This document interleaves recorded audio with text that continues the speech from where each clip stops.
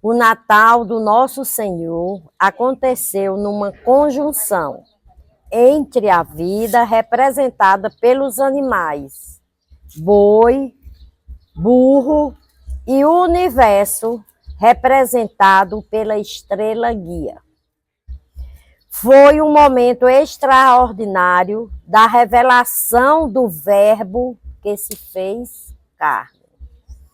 Cristo tornou-se condição de homem para estar entre os homens. Todo mundo aqui entendeu, né? Deus sentiu a necessidade de querer se fazer presente entre os homens.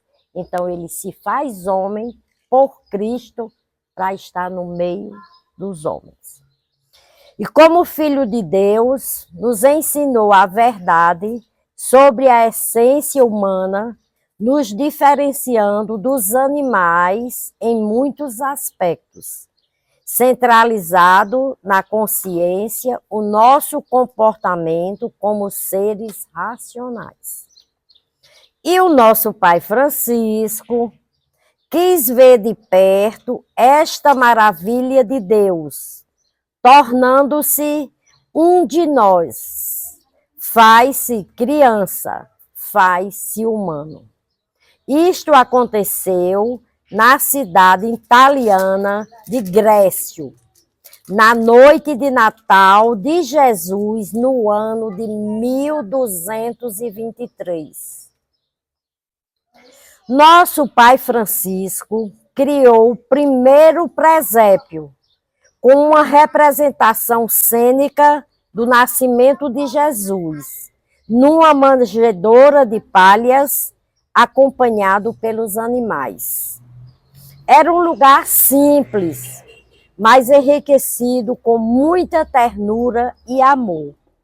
Na ternura do presépio, notamos a força divina daquele momento do nascimento do Senhor. São Francisco levou isto ao povo para estimular o renascimento no coração de muitos que o já haviam esquecido. Naquela época, o povo já tinha esquecido desse nascimento de Jesus. Então, o nosso Pai Francisco vê essa necessidade de relembrar aquele momento, né? Maravilhoso, cheio de amor, de carinho, de fé, de esperança para cada um de nós. Uma encenação que se perpetuou até os dias de hoje. Olha aí, Francisco. 1223. Até hoje nós montamos o presépio, criado pelo nosso Pai Francisco. Até os dias de hoje. E corre pelo mundo ainda com o mesmo objetivo: relembrar o singelo momento do nascimento do Salvador. Sua maior intenção, seu desejo principal e plano supremo era observar o Evangelho em tudo e por tudo, imitando com perfeição, atenção, esforço, dedicação e fervor os passos de nosso Senhor Jesus Cristo no seguimento da sua doutrina.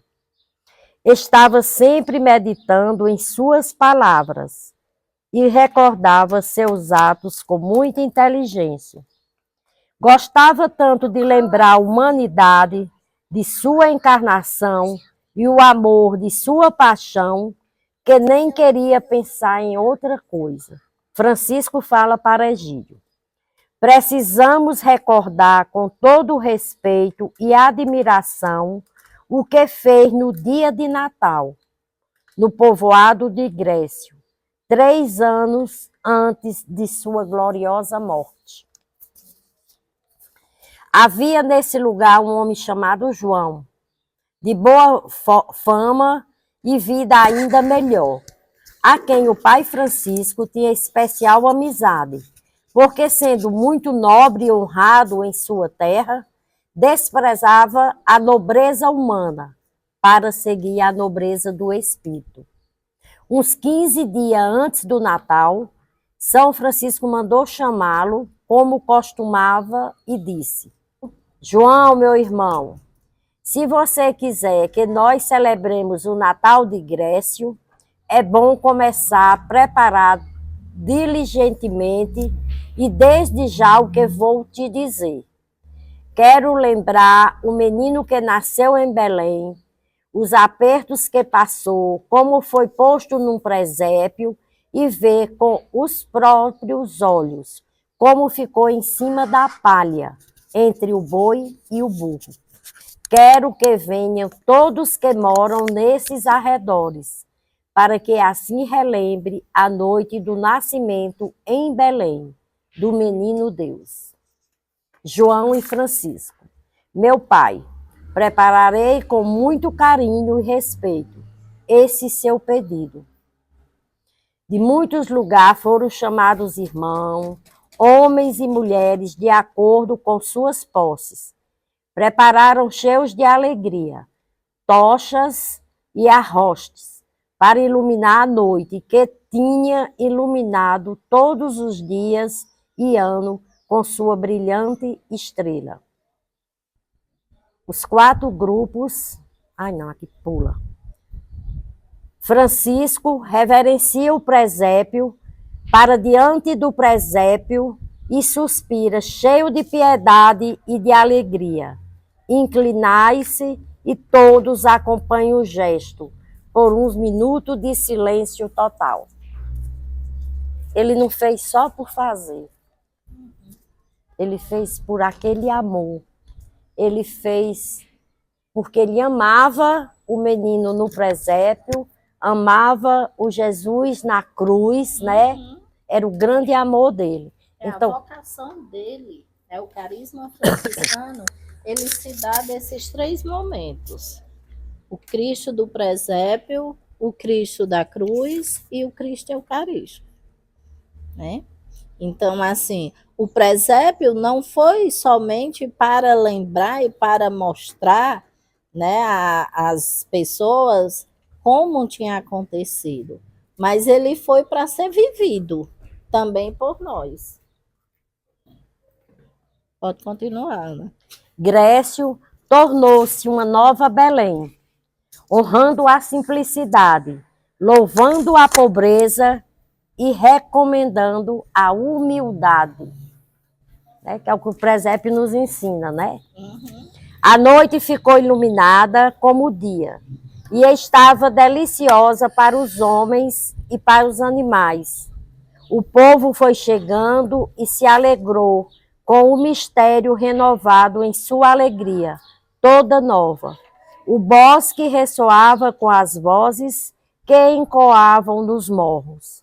A missa foi celebrada, ali mesmo no presépio, e o sacerdote que a celebrou sentiu uma piedade que jamais experimentará até então. O santo vestiu dalmática porque era diácono e cantou em voz sonora o santo evangelho. De fato, era uma voz forte, doce, clara e sonora, convidando a todo as alegrias eternas. Depois pregou ao povo presente, dizendo coisas maravilhosas sobre o nascimento do rei pobre e sobre a pequena cidade de Belém. Muitas vezes, quando queria chamar o Cristo de Jesus, chamava-o também com muito amor de menino de Belém. E pronunciava a palavra Belém com o pálido de uma ovelha, enchendo a boca com a voz e mais ainda com a doce afeição. Também estalava a língua quando falava menino de Belém, ou Jesus, saboreando a doçura dessas palavras. Multiplicaram-se nesse lugar os favores do Todo-Poderoso, e um homem de virtude teve uma visão admirável. Pareceu-lhe ver deitado no presépio um bebê dormindo, que acordou quando o santo chegou perto. E essa visão veio muito a propósito, porque o menino Jesus estava de fato dormindo no esquecimento de muitos corações. nos quais, por sua graça e por seu intermédio de São Francisco, ele ressuscitou e deixou a marca de sua lembrança. Quando terminou a vigília solene, todos voltaram contentes para casa. Guardaram a palha, olha aqui, guardaram a palha usada no presépio para que o Senhor curasse os animais, da mesma maneira que tinha multiplicado sua santa misericórdia. De fato, muitos animais que padeciam das mais diversas doenças naquela região comeram daquela palha e tiveram um resultado feliz. Da mesma sorte, homens e mulheres conseguiram a cura das mais variadas doenças. O lugar do presépio foi consagrado a um templo do Senhor, e no próprio lugar da manjedoura construíram um altar em honra de nosso Pai Francisco, e dedicaram uma igreja para que onde os animais já tinham comido o feno, passassem os homens a se alimentar para a salvação do corpo e da alma, com a carne do Cordeiro Imaculado e não contaminado. Jesus Cristo, nosso Senhor, que se ofereceu por nós com todo o seu inefável amor e vive com o Pai e o Espírito Santo, eternamente glorioso, por todos os séculos dos séculos. Amém. Com o nascimento de Jesus no estábulo junto com os animais, a fé que estava adormecida entre o povo, naquela época, um costume que perpetuou da igreja até os nossos dias. Lindo, né? A história do nosso pai ao criar o presépio. Muito lindo. E ele criou por quê? 1223. Criou por quê? Porque o povo daquela época estavam tudo esquecido. E nós também. Será que nós estamos esquecidos? Desse nascimento, desse renascimento do menino Jesus. Ele enchia a boca de doçura para falar do menino Jesus, para falar de Belém. E o presépio ficou para que a gente relembre como foi, né? Naquela manjedoura, entre aquele feno, aquela palha. Mas o que é que São Francisco quis deixar para a gente mais importante? Esse presépio que nós trazemos aqui, que tem que ser limpo, que tem que ser bonito. Então, temos que tirar todas essas palhas, inveja, ódio, falta de perdão, toda essa palha suja que está aqui. Nós vamos querer colocar o menino Jesus em cima dessas palhas? Não. Nós vamos querer em nosso presépio um boi que tem um mugido rouco só de fuxico, um cavalo, um jumentinho que não sabe rinchar, só sabe dar coice. Não. É isso que São Francisco pede da gente. Que a gente limpe. Não é o presépio lindo, maravilhoso que está montado na minha casa e eu lá brigando com a vizinha, intrigada da vizinha, levantando falso. Não. Para Deus, em primeiro lugar, ó, não está valendo nada. E para o nosso Pai Francisco. Que tristeza, né? Então, é isso que o Natal nos convida. É essa reflexão que nós devemos fazer sobre esse presépio que foi construído pelo nosso Pai Francisco. Muito bonito. Nós estamos realmente numa época de memórias muito bonitas de uma espiritualidade cristã, que é o momento em que Deus se faz homem. Homem, que a gente fala homem, às vezes assim, é só o homem macho. Não, humano. Então, que Deus se faz humano. E de forma profética, de forma que veio a colocar de cabeça para baixo o que a humanidade na época principalmente da maneira como aquele povo judeu escolhido de Deus entendia ser Deus, né? Quem é Deus? Quem era Deus para eles? Poderoso é o que deu origem a todo o universo, a nossa vida, e aquele que é o Deus de Israel, é o Deus de Jacó, é o Deus de Isaac, é o Deus do Antigo Testamento. Aquele Deus, né, todo-poderoso, que tem uma presença na vida humana, não só religiosa, no templo, mas também política, na vida ali, orientando a vida daquele povo de forma moral, entendeu? Aí vem Jesus e bota de cabeça para baixo toda essa concepção do que é ser Deus. E quem é Deus para nós? Um menino, uma criança simples, que nasceu sem acolhimento, né, humano ali, e veio através de uma mulher, né, Maria Santíssima, que já dá também essa conotação de que Deus Deus não tem sexo, assim, Deus não é homem ou mulher, Deus é uma divindade, é uma superioridade no sentido de supremo bem, eu diria assim, né? Superior não para pisar os menores, mas superior na questão daquele que do amor, assim, o amor, o bem maior, pronto. Plenitude, né?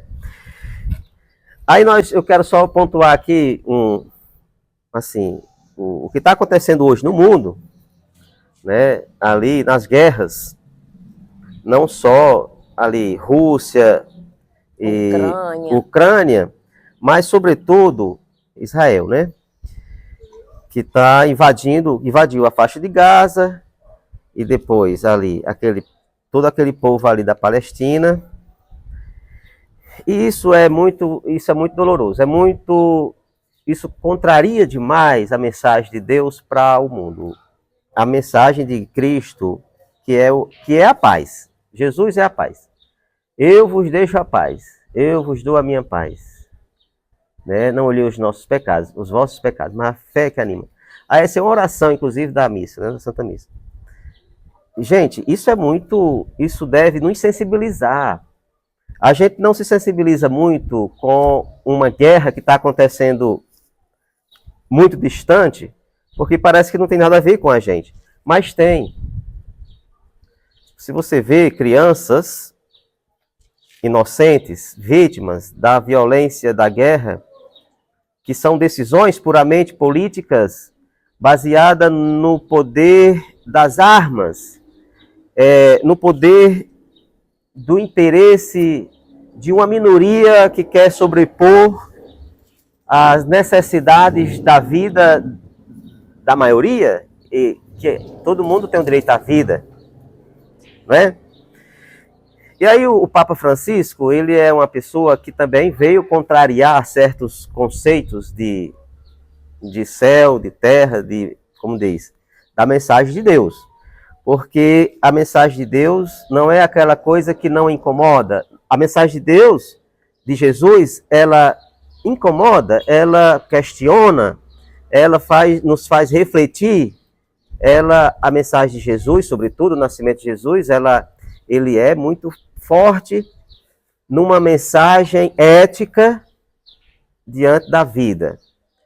Tipo assim, a ética é algo muito filosófico, que nos faz questionar sobre o que estamos fazendo com nossos semelhantes, o que estamos fazendo com o planeta, com a natureza, né? E nos faz questionar até mesmo sobre aquelas ações e atitudes que as pessoas tomam, ferindo o seu próximo em nome de uma moral. Tá entendendo?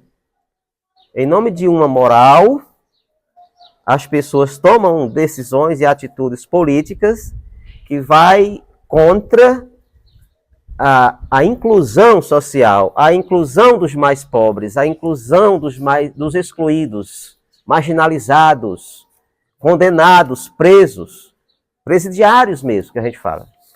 Essas pessoas como que não têm mais sentido, são aí simplesmente desumanos por uma ideologia moral, simplesmente porque não fazem parte daquele rebanho, daquele reduto, daquela discussão, ou daquela ideologia, daquele grupo tal. Então, Jesus não veio para os privilegiados, seja em termos material, financeiro, ou cultural, intelectual. Jesus veio para todos, mas de forma assim, preferencialmente pelos mais pobres. Aí quando se fala que Jesus veio para os pobres, aí diz assim, é comunista. Esse aí já é comunista. Como diz e aí não sabe nem o que é comunismo, porque assim, as pessoas falam o que os outros estão falando, mas não questionam. E aí vai aquele rebanho. Ainda mais hoje, numa sociedade em que a linguagem virtual, do mundo virtual, das redes sociais, que não, como diz uma vez um pensador, não é rede social, é rede tecnológica, ou até às vezes antissocial, porque só gera divisão, violência, ódio e separação, individualidade e tudo mais, que vale muito mais até para eles do que o mundo real. Aqui, estamos aqui. Tá? Então, é isso. E aí, o que é que o Papa Francisco faz? Ele não tem medo de ser criticado e até de ser, assim, aspas, excomungado por muitas alas da nossa igreja, por muitos cristãos católicos que botam o Papa Francisco do inferno para lá. Tá entendendo? Por quê? Porque ele veio incomodar uma elite, uma classe, alguém que estava no status quo ali, muito acomodado. E aí ele realmente... E aí vocês vão pesquisar e vão ver agora, depois, quando chegar em casa, que o Papa Francisco fez o presépio do Vaticano. Ele pegou um lençol que representa a cultura daquele povo que está sendo hoje bombardeado por Israel, da Palestina. Ele pegou o pano que representa o lenço sagrado dos palestinos, que cobre ali, né? Uhum. E pegou e botou Jesus naquele presépio. Você está entendendo? Isso é um grito que o Papa está dizendo assim, acorde, né? Vamos acolher as pessoas que estão sendo vítimas dessa guerra totalmente, né, destruidora. E aí o Papa está dizendo a mensagem dele de forma, sem dizer uma palavra, mas só em ter feito aquele presépio daquela forma, olhando já se diz. Ele defende a Palestina, ele defende o povo que está sendo bombardeado naquela região, né? Então é isso, era a mensagem, assim que também, porque, gente, tem também um canal no YouTube que é Paz e Bem, de uns irmãos mesmos, da Ordem Terceira Franciscana, e eles são intelectuais, assim, escritores, professores de universidades, e que viajam o mundo, e eles estão sempre lá debatendo, discutindo assuntos do dia a dia, da nossa vida, seja espiritual, mas social, política, cultural também, viu? Então, ser franciscano, ser cristão, é ter a sensibilidade de olhar para o próximo e reconhecer nele Cristo. Mas quem é o meu próximo? É aquele que precisa de mim. Não é aquele que está sentado perto de mim ou que eu moro. Que eu gosto. Não, não é meu amigo que eu gosto. Simplesmente. É aquele que precisa de nós. Esse é o próximo, né? Então, só completando um pouco aí com a mensagem.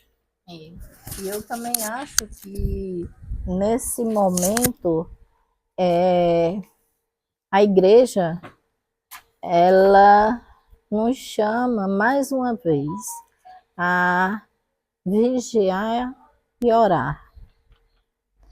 Isso é durante todos os dias e o dia todo. Precisamos estar em oração e sempre vigiando. Não é vigiando os outros, é vigiando a gente, os nossos pensamentos, os nossos desejos, o que realmente está passando pelo nosso coração, né? Isso é necessário, né? Nós estamos no tempo do advento, né? Há de vir, né? Há de chegar. E há de chegar não é um Jesus que vem lá de fora, mas é um Jesus que está dentro de nós. Eu canso de dizer que nós somos templos vivos, né, de Jesus, do Espírito Santo. Nós somos templo vivo da morada de Deus. E aí a gente precisa sempre estar em oração, vigiando. Foi isso que o nosso pai seráfico fez, né? No início da conversão dele e depois da conversão dele, ele sempre esteve vigiando e orando. Precisamos fazer isso, porque mesmo vigiando e orando, nós somos pecadores, nós vamos cair, né? Nós vamos fracassar, mas a gente tem que ter a certeza de que vamos melhorar, de que vamos superar e vamos estar sempre amando a Deus, amando a gente e amando ao próximo, né? O amor, ele está nesse tripé: amor a Deus, amor a nós e amor ao próximo. Se a gente conseguir esse tripé na vida da gente, nós vamos estar plenos, entre aspas, porque a plenitude nós não conseguimos na Terra, certo? Mas a gente vai estar como se fosse no caminho certo, né? Para depois a gente fazer a nossa passagem. Porque a plenitude é depois que a gente morre, né? É Deus, Você nós mesmo. e Amar a Deus, a nós e ao próximo. Exatamente. Tripé é esse. É o tripé do banquinho, né? É, gente ali o tripé. É. Mas aí eu posso colocar mais um pé. Eu não.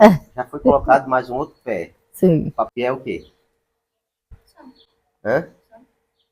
Não só da alma. Não é só salvar tua alma. É salvar teu corpo, tua carne, teu sangue. Salvar tua vida aqui na Terra. Durante 50, 70, 80, 90 anos que você vive. Seja feliz. Salve tua vida, né? Então, qual é esse outro tripé? A natureza. A natureza. Ecologia, que ecologia é uma palavra que significa oikos, quer dizer, casa, logia, é o estudo da casa. Ecologia quer dizer a casa comum. Isso é ecologia, casa comum. E aqui é nossa casa, um lugar. Mas quando nós falamos no próximo, a gente não está se referindo só Ao humano. a pessoas, mas a tudo. A tudo. É, O que faz A criação. é. Toda a faz criação. parte Mas é porque se da a gente não criação. disser assim, a natureza, que é a extensão da minha natureza, Aham. eu sou extensão da árvore, eu sou extensão da minhoca, que está na terra, oxigenando o solo. Eu sou extensão do oxigênio. Tem até quem é a extensão da barata, né, também? Não, mas é isso. A natureza, a ecologia não é verde, a ecologia é humana. É. Animal, vegetal, mineral. É Ó, água. eu estava olhando. Mirela que estava olhando e me mostrou. Vem ver, manhã. Se os santos tivessem Instagram, Aí o primeiro que ela abriu era São Francisco. Aí o que São Francisco postou? Estava pregando o evangelho para os passarinhos. E ao terminar, eles cantaram mais bonito, mais perfeito e com mais vigor. É. Não foi ali do que tinha no Instagram dele?